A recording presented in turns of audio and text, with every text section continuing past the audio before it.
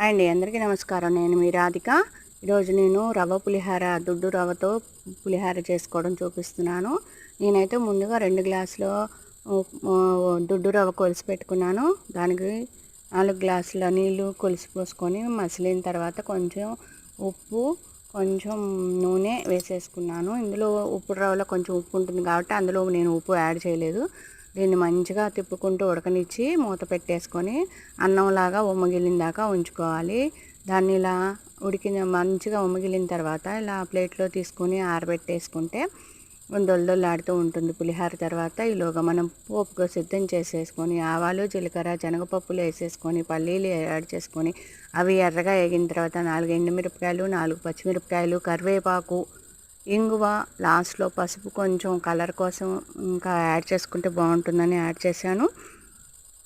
ఇవి మంచిగా వేగిన తర్వాత చింతపండు, ఇంట్లో ఉడకబెట్టుకున్న చింతపండు మాకు ఉంటుంది అని ఆ చింతపండు వేసేసుకున్నాను. లేదంటే మీకు ఇష్టం లేకపోతే నిమ్మకాయ రసాలు, నిమ్మకాయ దానికి తగ్గట్టుగా పులుపు తగ్గట్టుగా రసం తీసేసి యాడ్ చేసుకోవచ్చు. తాలింపు కలిపిన తర్వాత యాడ్ చేసుకోవాలి నిమ్మకాయ పులుసు అయితే. ఇది మాత్రం నేను తాలింపులో కలిపేసాను. చింతపండు గుజ్జుని కలిపేసి మంచిగా వేగిన తర్వాత ముందుగా ఆరబెట్టుకున్న ప్లేట్లోకి ఈ తాలింపు మిశ్రమాన్ని అంతా వేసేసుకొని తర్వాత గంటతో ఒకసారి అటు ఇటు తిప్పుకొని తాలింపు అంతా ఆరిన తర్వాత చేత్తో మంచిగా మసాజ్ చేసుకున్నట్టు కలిపేసేసుకోవాలి. మంచిగా కలుపుకుంటే మంచి టేస్ట్ వస్తుంది పులిహోర.